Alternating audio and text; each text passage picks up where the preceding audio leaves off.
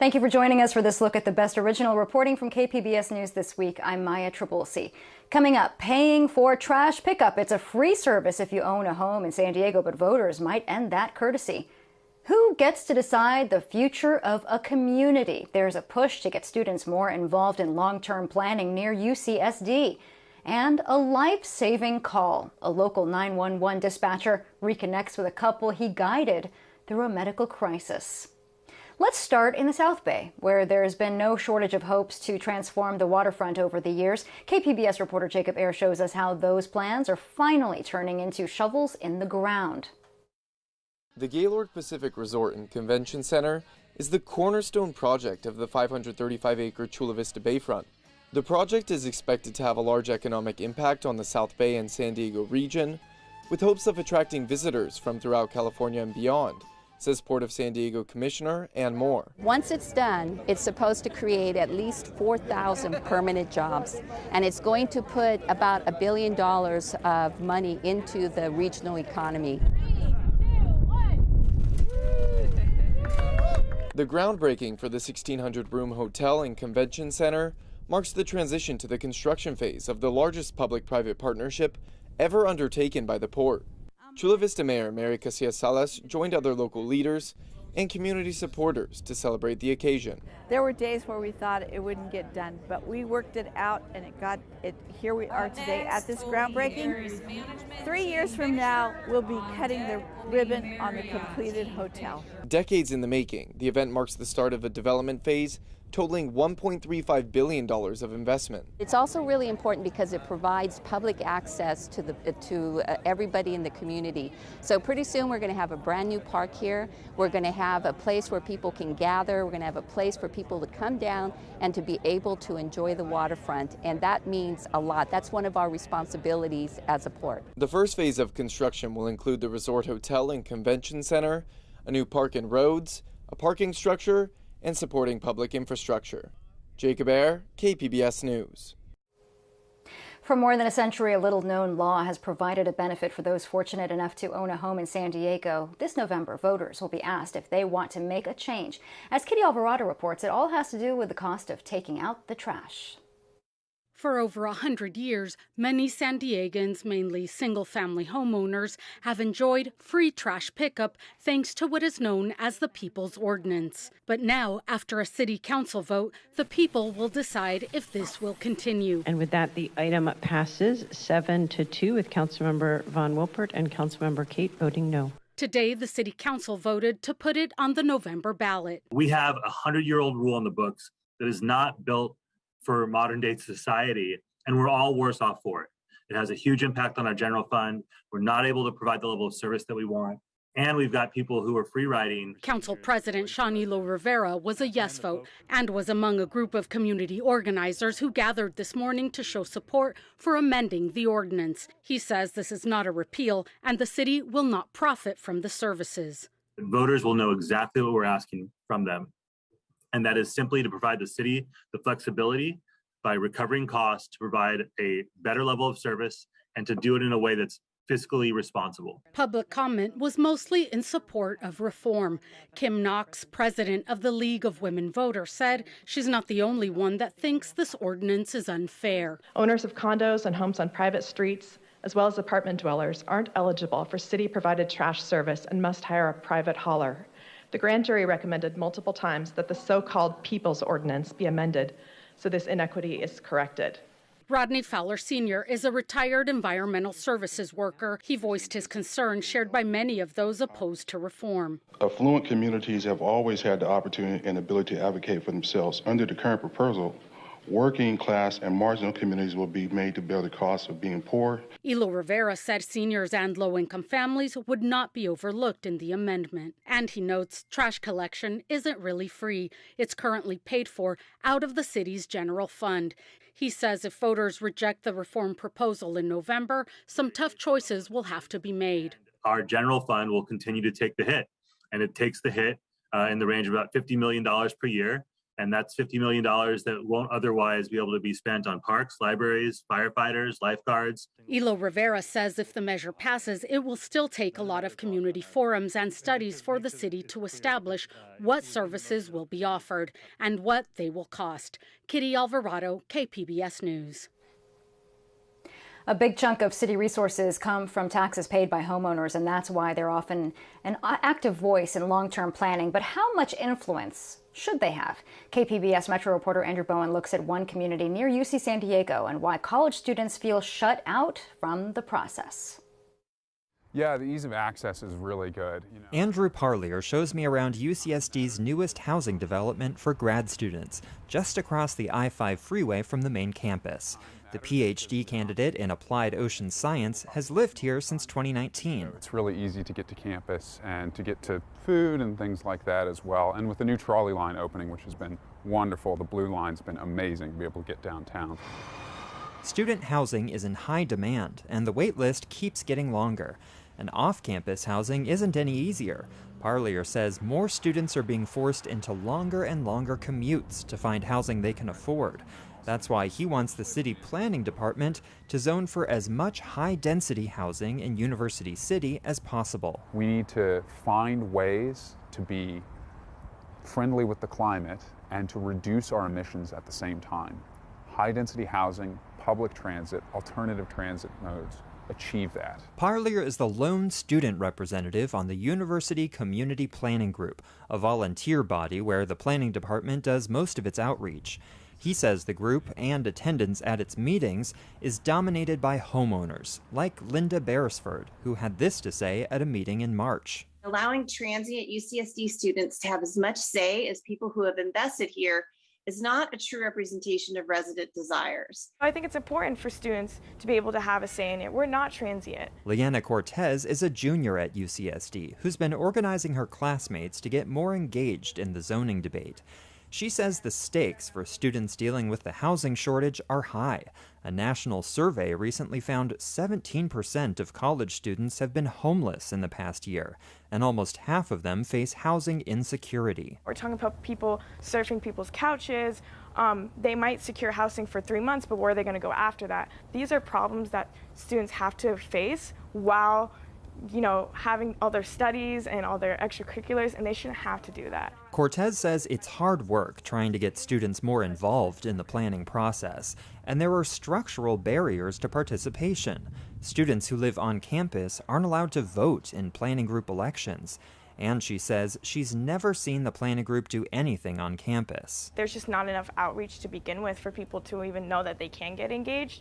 And when people are interested and they want to join these spaces, they're faced with that negativity. Students have a critical viewpoint and a role to play in the process. Andy Weiss sits on the University Community Planning Group and runs the meetings focused on how much new housing should be allowed. He says he does his best to promote civility and active listening in meetings, and he says the folks who don't want students around will have to get used to them. Many students stick around after graduation, and even when they don't, people like them will be here.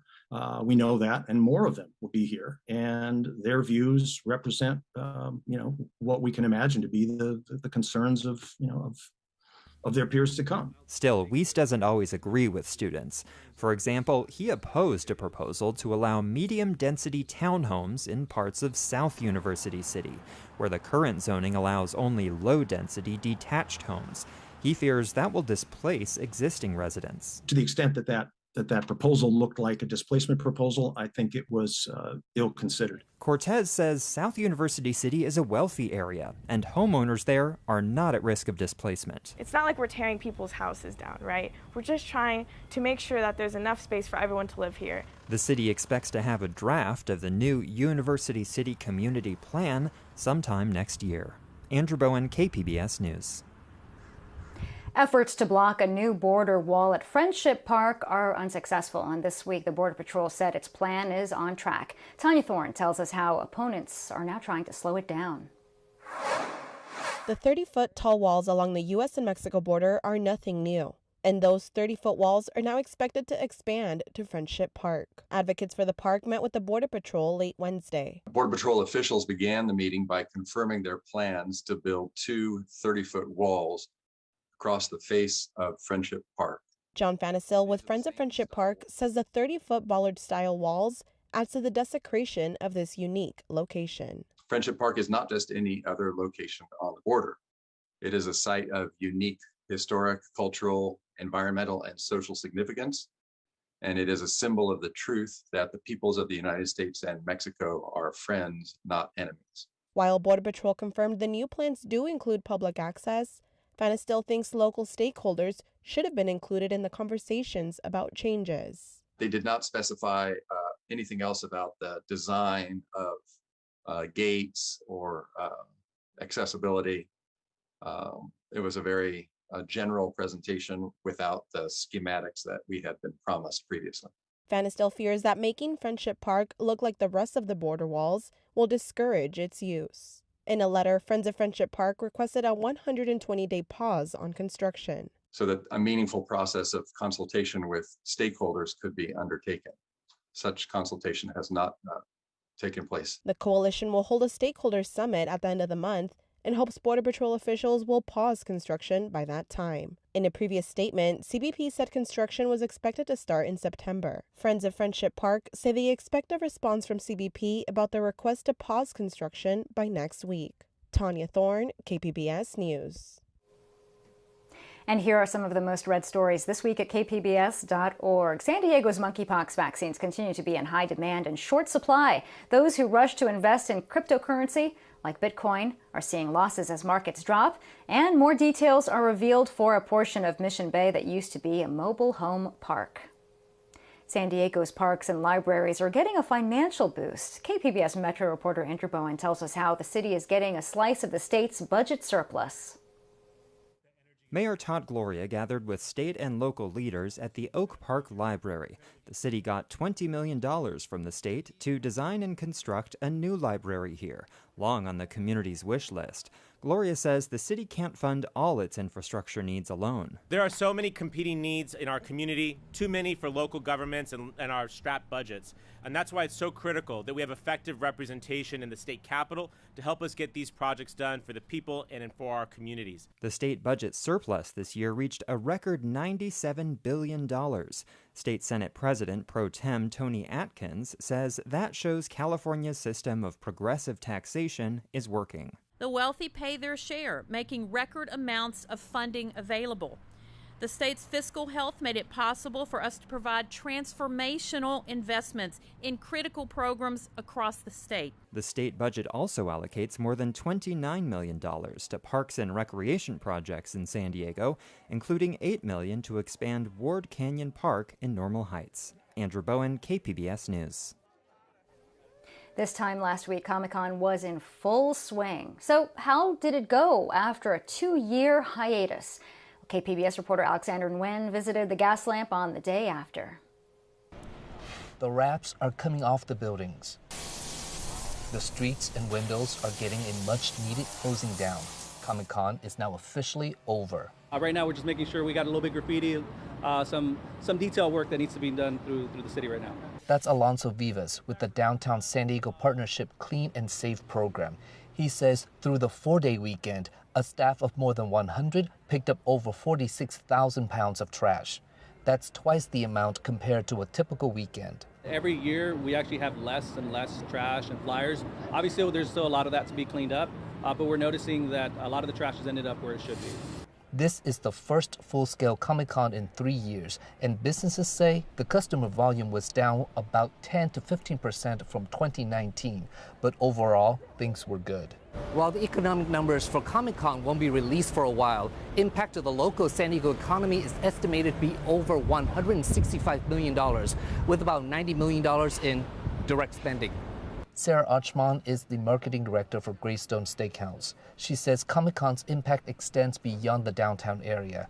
Businesses throughout San Diego also benefited. It was extremely successful for all the business owners. It was definitely a boost in revenue.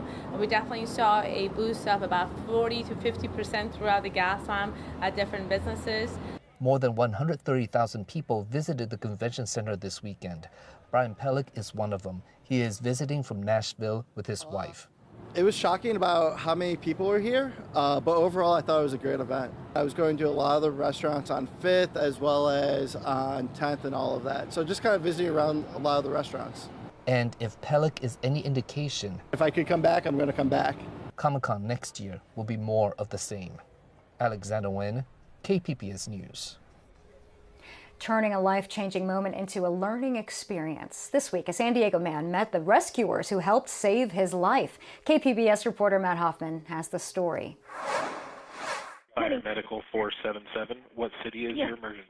It's San Diego. Please come. I think my husband's having a heart attack. It's a phone call no one wants to make, but one that North Park resident Annette Klein knew she had to. Last December, her husband Steve suddenly went into cardiac arrest and stopped breathing. We were sitting watching TV on the couch, and he just started gasping for air, and he sounded like he was snoring. Honey, honey, honey. Okay, ma'am, listen to me carefully, okay? I have the help started, and I'm here to help you until we get there. The 911 dispatcher helped calm Annette's nerves. He told her it was time to start chest compressions, something that Annette had never done before. We're going to do this pace over and over until the help takes over, unless he wakes up and tells you to stop, okay? 1, 2, 3, 4. 1. Good. Keep that rate up and keep counting out loud. Minutes later, San Diego fire rescue crews and Falck paramedics arrived and took Steve to the hospital. He was put into a medically induced coma and woke up a few days later. Today, he and Annette are meeting their rescuers, including the dispatcher, who they credit with helping save Steve's life. Oh. Thank you so much. No, you're welcome. That's what we're here for. 66-year-old Annette is around 100 pounds, and at one point she had to find the strength to get her husband off of the couch and onto the ground in order to start chest compressions. You said you have to get him off of the sofa. And it was like any fear that I had, any of that, I don't know if I can do it. It was like, you didn't let me have that. He's very, very heavy.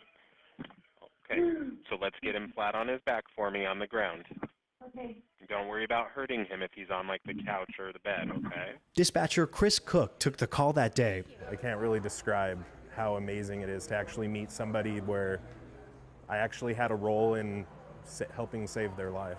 Paramedics were eventually able to get a pulse on Steve before leaving the house, but he had effectively died before being revived. I don't know that there's a medical pathway for me to be alive and talking to you right now. Today, Steve says he feels great and doesn't have any lasting medical damage. This is such a treat to be able to be here and to thank all of you guys.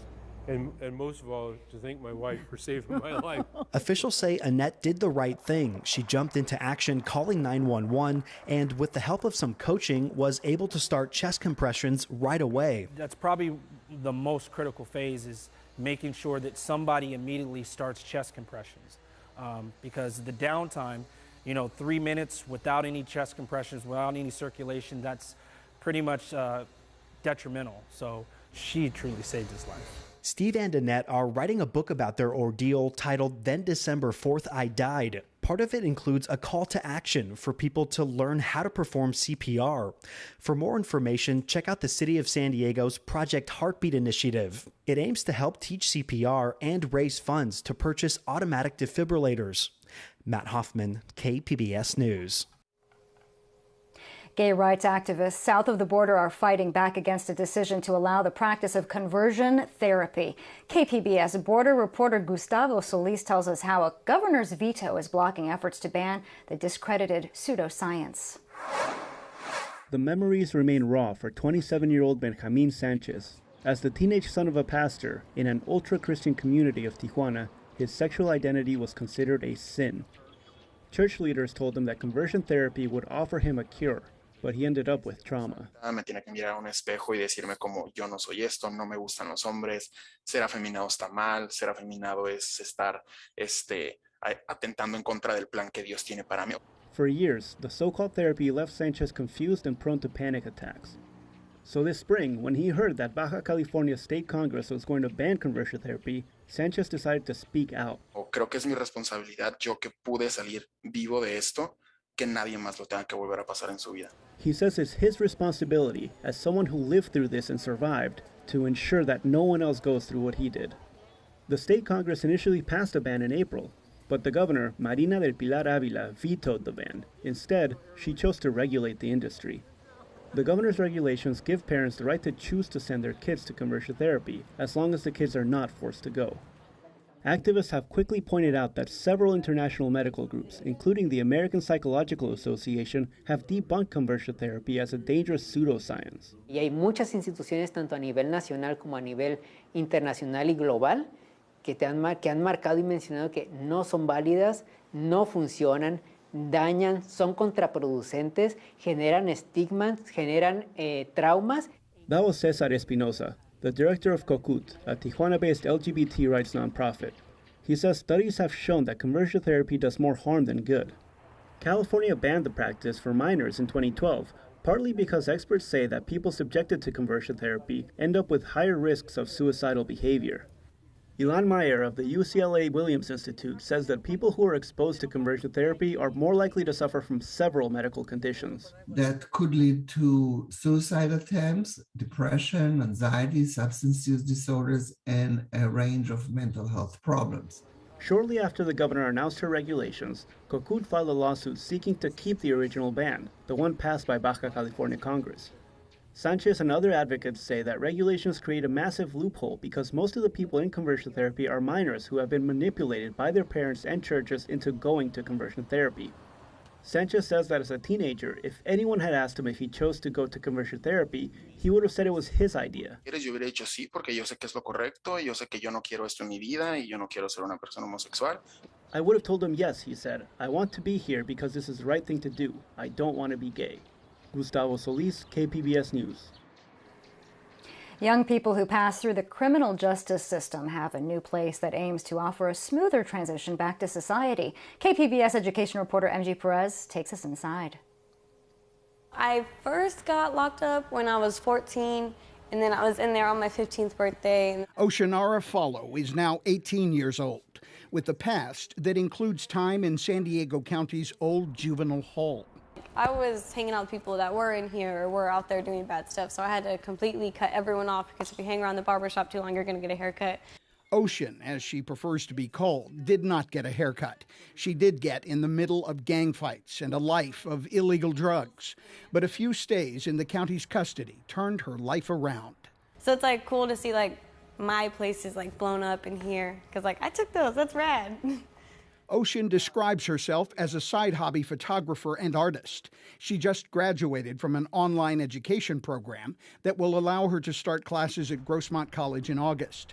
Her latest painting shows the mythical Persian huma bird in brilliant pastel colors. It never touches the ground, it just like soars high in the sky, and it like brings hope to like, and gifts to people in like despair. So it's supposed to like lift you up and like keep you going like and give you hope. So I thought it'd be like perfect for like this type of setting. Ocean's painting and photographs hang in the lobby of the County Probation Department's brand new multi-million-dollar youth transition campus in Kearny Mesa. The YTC replaces facilities that looked more like a prison and have now been demolished, with another temporary residential building under construction now. The open courtyard facility breathes new life into the juvenile correction system, with reminders to focus, excel, and believe in a better future outside these walls. I saw kids being released, 2 weeks later, rearrested, back in my class. Alex Long has been a teacher in San Diego's juvenile court schools for 25 years. Most of that time he taught science and math. But 5 years ago, the county dedicated much more money to career and technical education. That's when he started teaching woodshop to 6 students at a time for 2 hours, 5 days a week, building furniture, picture frames, and anything they could dream of to construct from wood, like a gliding chair. Trial and errored it till we could get it to work. And so as you can see now, you can sit in this chair and it glides back and forth. The new youth transition campus has a woodshop that is more than twice the size it was in the old building. The students' furniture is sold online, and the money raised is used to buy more supplies and tools for the next group of woodshop students. offenders become contenders for real-life jobs and much better futures, according to Long, who has a sign hanging on his classroom wall that says simply, "We are the carpenters of our own destiny." Now, when they're released from here and they've taken my class, they can get an entry-level job that can then actually, I believe, affect their lives for good as they move forward, and they have options. So our students are, kind of in, underwater, and they're drowning, and they need support. Ellen de la Cruz is helping teens in trouble through reading at the new YTC. She's been a teacher for county court schools since 1997, shattering stereotypes along the way. The sunlight coming into their room and illuminating their book so they can read, and that's their favorite activity. They want to learn how to read big words. They want to be able to spell big words. De la Cruz says 1/3 of the 13 to 20-year-old students she teaches read below a 5th grade level. That's why the new campus has an expanded library with titles that include topics from fantasy to feelings about first loves. There's even a summer reading contest underway right now. We're paying attention. Sometimes no one's paid attention to how they're doing academically and what their achievement is. Students on the inside are also studying for associate degrees through a partnership with Cuyamaca College. They're being kind of elevated and seen as, people capable of doing more than they have in the past, and so they try to live up to those expectations. For me, it was hard to get a job because I was on probation for a while, but don't let that stop you. Just keep going, get out of the system, get off probation. You can do it. Ocean Follow has gone from student inside to mentor outside, admiring her painting in the YTC lobby. And how does it feel to see your name on a painting? Super cool. Super cool. It makes me really happy. Happiness she hopes to someday turn into a career as a judge in the juvenile justice system. MZ Perez, KPBS News. We hope that you enjoyed this look at KPBS News this week. I'm Maya Trabulsi. Thanks for joining us.